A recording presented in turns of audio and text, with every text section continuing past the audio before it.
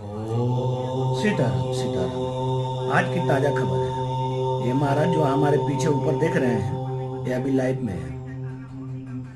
इनका का नाम ये है कि बीजेपी भी गलत है और सपा भी गलत है। इनकी सरकार सही है। ये अपनी सरकार बना रहे हैं और जो कटेगा वो मारा जाएगा, जो बटेगा उसे काटा जाएगा।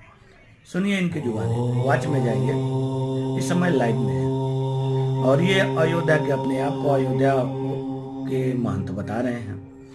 अब योगी जी से भी बड़ा ये बुलडोजर चलाएंगे। ये अपने आप को खुद ही कह रहे हैं कि हम बुलडोजर लेके हम खुद चलाएंगे। कहाँ चलाएंगे, कैसे चलाएंगे, आप लोग समझिए। भाई, साधु संतों से यही गुजारिश है, गलत कमेंट ना करें। अगर करेंगे तो उसका परिणाम भी ऊपर वाला देता है। ऊपर वाला जो आपके